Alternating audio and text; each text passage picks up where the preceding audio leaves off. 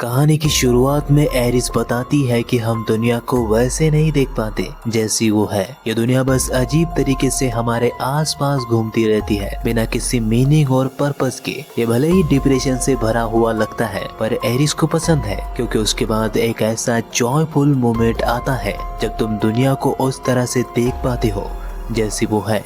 अचानक से तुम्हें तुम्हारे जीवन का पर्पस और मीनिंग पता चलता है। एरिस के हिसाब से वो लोग लकी होते हैं जिनके साथ वो मोमेंट लाइफ में एक बार हुआ होता है, लेकिन ऐसे मोमेंट एरिस के जीवन में 2 बार आए हैं। पहली बार जब वो अपने प्यार जॉश से मिले और दूसरी बार तब जब उसने जॉश को मार दिया। और दुनिया में सबसे ज्यादा प्यार करने वाले इंसान को एरिस ने क्यों मारा ये तुम्हें आगे पता चलेगा। पर हाँ, एरिस की दुनिया को यूनिक नजर से देखने के तरीके को याद रखना आगे बहुत काम आएगा। तो चलो कहानी को शुरुआत से शुरू करते हैं। एरिस और जॉश कार में एक जगह पिकनिक के लिए जाते हैं। फार्म हाउस पे पहुंचने के बाद एरिस वही रुक जाती है। जॉश के पूछने पे वो बताती है कि जॉश के सारे दोस्त उसका मजाक उड़ाएंगे और एरिस की वजह से उसे एम्बेरसमेंट होगा, लेकिन जॉश उसे कहता है कि उसका कोई भी दोस्त एरिस को हेट नहीं करता। पर फिर एरिस कहती है कि कैट तो करती है, लेकिन फिर जॉश उसे बहला फुसला के ले जाता है। दरवाजे पे जॉश की दोस्त कैट उनका वेलकम करती है। अंदर जाकर वो बाकी सबसे मिलते हैं, जिसमें है पैट्रिक, एली और इस मकान का मालिक सर्गे, जिसकी नजर एरिस पे खराब होती है। बातों बातों में सर्गे बताता है कि सर्गे का ये लेक पैलेस सुनसान जगह पे है, यहाँ से 17 मील तक कोई दूसरा घर नहीं है। फिर डिनर पे पैट्रिक सबको बताता है कि कैसे वो एली से पहली बार एक पार्टी में मिला था और उसे भी ठीक एरिस की तरह ही लव एट फर्स्ट साइट हो गया था। अब उसी रात पैट्रिक के पूछने पे सर्गे बताता है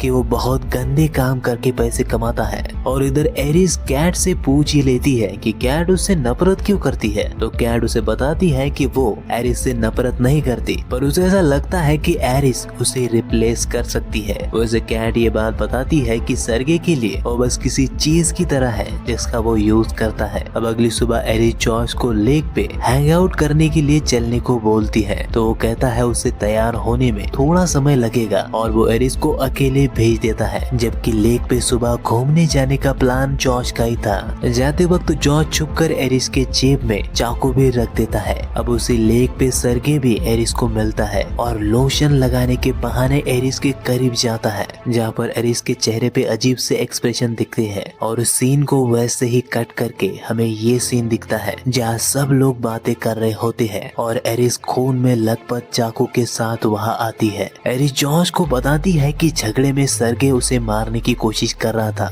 और अगर वो मर जाती तो वो जॉर्ज को फिर कभी भी नहीं मिल पाती, इसलिए उसने सर्गे को ही मार दिया। और फिर वो बोलती रहती है और तभी एक बहुत ही अजीब चीज होती है, क्योंकि जॉर्ज एरिस को बोलता है एरिस गो टू स्लीप, और उसके बाद एरिस चुप हो जाती है और उसकी आंखें सफेद हो जाती है। उसके बाद पैट्रिक उसे कुर्सी से बांध देता है और जॉर्ज एली को पुलिस को फोन करने को बोलता है, लेकिन उससे पहले वो एक बार अकेले में एरिस से बात करके उसे गुड बाय बोलना चाहता है। इसलिए वो उसे वेकअप बोल के जगाता है और फिर उसे सच बताता है कि वो एक इमोशनल रोबोट है जिसे सिंगल इंसानों के लिए बनाया जाता है। लेकिन एरिस को कुछ भी समझ में नहीं आता, क्योंकि उसे पेन फील होता है और उसकी नॉर्मल इंसान की जैसे पास्ट की मेमोरीज भी है, जिसमें उसके बचपन से लेकर जवान होने तक सब कुछ स्टोर है। तो उसे यकीन दिलाने के लिए वो उसे पूरी कहानी बताता है, जहाँ उसने कैसे एरिस को ऑर्डर किया था और कंपनी के लोगों ने बताया था कि एरिस एक सेफ रोबोट है। वो कंपनी के लोग जॉश को एरिस के साथ लव लिंक एस्टेब्लिश करने को बोलते हैं, यानी कि जॉश और एरिस का जो मार्केट प्लेस का सीन हमने देखा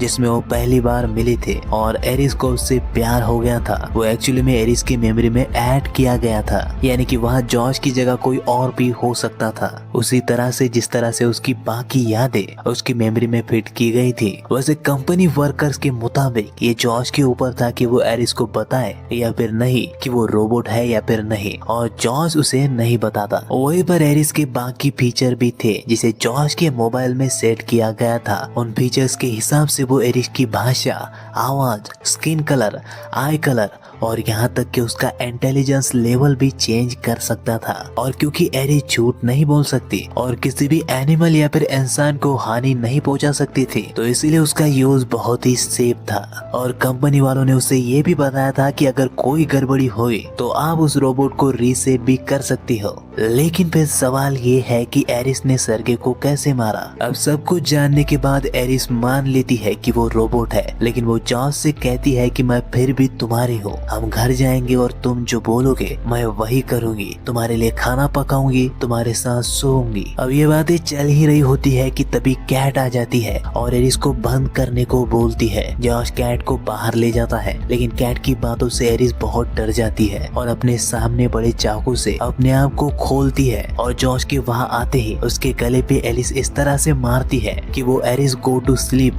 ना बोल सके और फिर वहाँ से जंगल में भाग जाती है। अब यहाँ पे ध्यान देने वाली बात ये है कि एरिस अब भी जॉस से प्यार करती है और इसलिए वो उसे इस तरह से मारती है कि उसे कुछ भी ना हो। अब अगले सीन में एली को जॉस एक्सप्लेन करता है कि ये सारा उसका और कैट का प्लान था। उसने एरिस के एग्रेसिव वाली सेटिंग को बढ़ाया था और ह्यूमंस और एनिमल्स को चोट ना पहुंचाने वाली सेटिंग को ऑफ कर दिया था, जिसकी वजह से एरिस ने सर्गे को मारा। और फिर वो ये भी बताता है कि एली और पैट्रिक को जॉस और कैट ने सपोर्ट के लिए रखा था, यानी कि जब पुलिस आती तो वो बिना कुछ जाने उसकी तरफ से बयान देते। फिर एली के पूछने पे जॉस और कैट उसे बताते हैं कि उन्होंने ये सब पैसों के लिए किया जो कि सर्गे की तिजोरी में रखे हुए थे। तो फिर जब पैसे बांटने की बात आती है तब पता चलता है कि पैट्रिक भी एक सेक्स बॉडी है, बिल्कुल एरिस की तरह। तो अब वो डील करते हैं और सब लग जाते हैं जंगल में एरिस को ढूंढने। और इधर जंगल में एरिस अपने ही फंक्शन जो उसके फोन में देखकर हैरान होती है और खुश भी। अपने फीचर्स देखते देखते उसे इंटेलिजेंस सेटिंग भी दिखती है,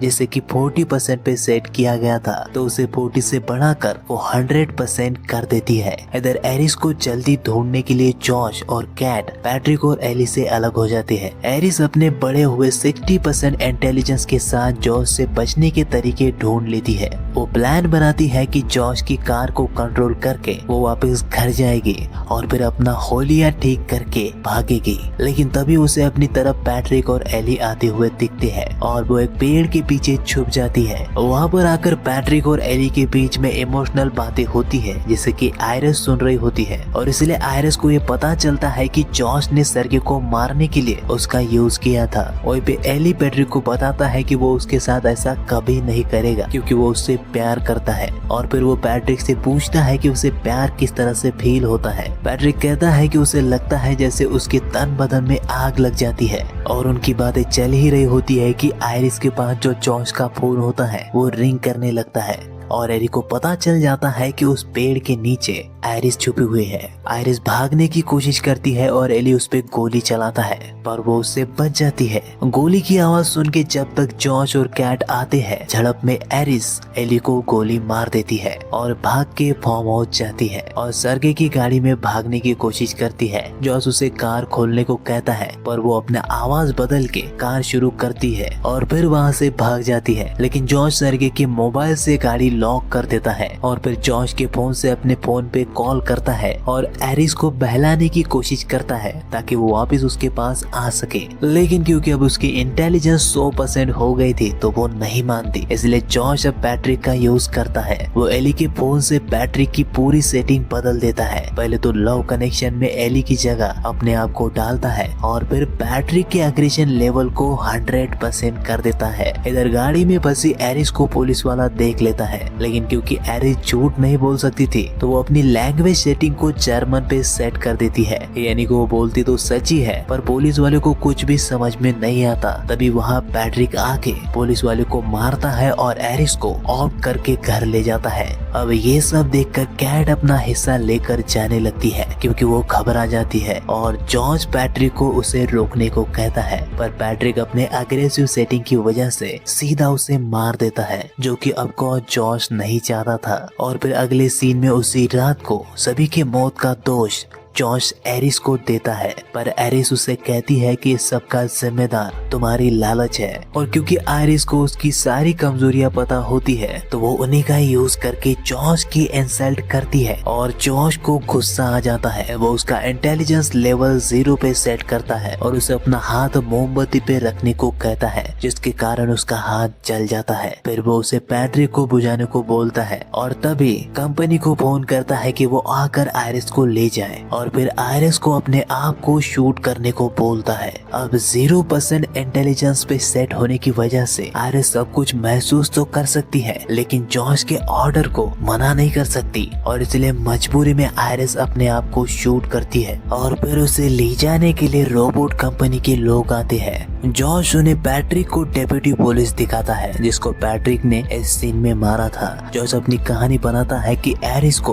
उसके और कैट की फिजिकल रिलेशनशिप से प्रॉब्लम थी, इसलिए उसने सबको मारा और खुद को भी। अब क्योंकि पुलिस सामने होती है तो वो लोग कुछ भी नहीं बोलते, लेकिन जाते हुए वो जॉश से कहते हैं कि एरिस का सीपीयू ठीक है, इसलिए अब तक जो कुछ भी हुआ है सब कुछ एरिस के अंदर स्टोर है। तो वो गाड़ी में एरिस को ठीक करने के लिए रिबूटिंग पे रख देते हैं और जैसे ही गाड़ी स्टार्ट होती है पैट्रिक सामने आकर उनमें से एक को गोली मार देता है, दूसरा जंगल में भाग जाता है। पैट्रिक उसे पकड़ के मारने ही वाला होता है कि तभी आयरिस रीसेट होकर आ जाती है, लेकिन वो पैट्रिक को मार नहीं पाती क्योंकि उसका सिस्टम रीसेट होने की वजह से वो सेटिंग ऑन हो जाती है जहाँ पर उसे इंसान या फिर जानवरों को हार्म करने की इजाजत नहीं होती। जब पैट्रिक उसे मारने जाता है तो वो उसे बताती है कि जॉश उसका भी यूज कर रहा है और वो जिसे प्यार करता है वो जॉश नहीं बल्कि एली था। वो उसे वही प्यार की फीलिंग के बारे में बताती है जो पैट्रिक ने एली को जंगल में बताया था,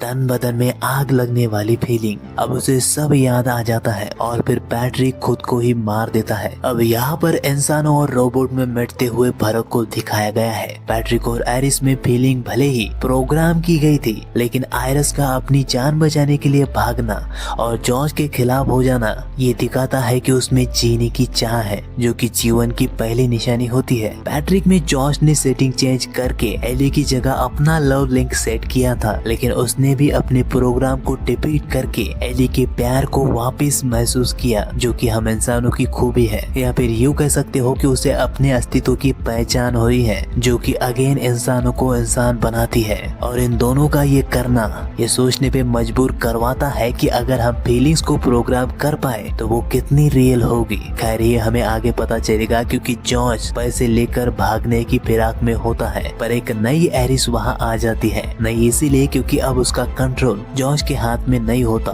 उस कंपनी वर्कर में से जो एक आदमी आयरिस की वजह से बचा था वो आयरिस की सेटिंग बदल के उसे सेल्फ कंट्रोल दे देता है, लेकिन वो जॉश को मार ही नहीं पाती क्योंकि वो उससे प्यार करती है। प्रोग्राम वाला प्यार ही, लेकिन प्यार तो होता है। वो लव लिंक अब भी है। इसी का फायदा उठा के जॉश उसे मारने की कोशिश करता है क्योंकि वो जॉश का आखिरी सबूत होती है कि ये सब कुछ जॉश ने किया है। और तब आयरिस उसे मार देती है। यहाँ पे आयरिस वो करती है जो एक रोबोट कभी भी कर ही नहीं सकता। अब तक आयरिस मूवी में जो कुछ भी कर रही थी वो सब कुछ प्रोग्राम था। जॉश ने उसका सेल्फ डिफेंस और अग्रेसिव मोड बढ़ा दिए थे, इसलिए वो सर्गे और एली को मार पाई। यानी कि इन दोनों मर्डर्स में उसका कोई हाथ नहीं था। जैसे कि पैट्रिक ने कैट को मारा जॉश की वजह से, वैसे ये आयरिस ने इन दोनों को मारा जॉश की वजह से। लेकिन इस बार सर्वाइवल के लिए उसने उस इंसान को मारा था जिसको प्यार करने के लिए आयरिस को प्रोग्राम किया गया था। इसलिए जॉश को मार के आयरिस ये साबित कर देती है कि वो अब बस एक रोबोट नहीं रही है जो सेट किए गए प्रोग्राम्स और सेटिंग पे चलती है। वो भले ही मनुष्य नहीं है पर अब रोबोट भी नहीं है,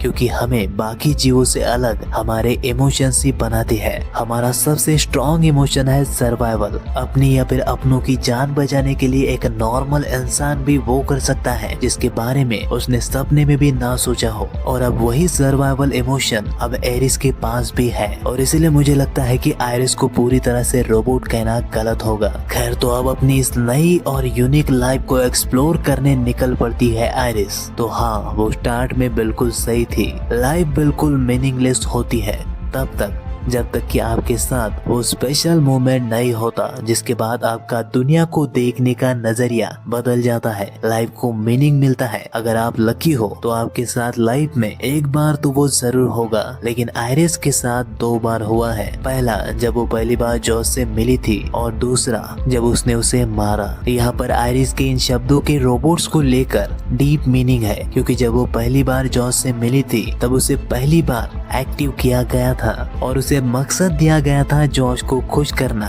इसलिए वो बोलती है कि उसे दुनिया में पहली बार मीनिंग तब मिला जब वो जॉश से पहली बार मिली थी, लेकिन जब उसने उसे मार दिया तो उसे सेल्फ कंट्रोल मिल गया। और जैसा कि मैंने एक्सप्लेन किया कि वो पूरी तरह से इंसान ना होकर भी उसकी सोच बिल्कुल इंसान की तरह हो गई थी, यानी कि वो दुनिया को उस नजर से देखने लगी थी जैसा कि उसने पहले कभी नहीं देखा था और ना ही कोई रोबोट देख सकता है। और जैसा कि मैंने कहा कि अपने प्रोग्राम के खिलाफ जाकर जब उसने खुद को बचाने के लिए जॉश को मारा, उसी मोमेंट से वो रोबोट नहीं रही।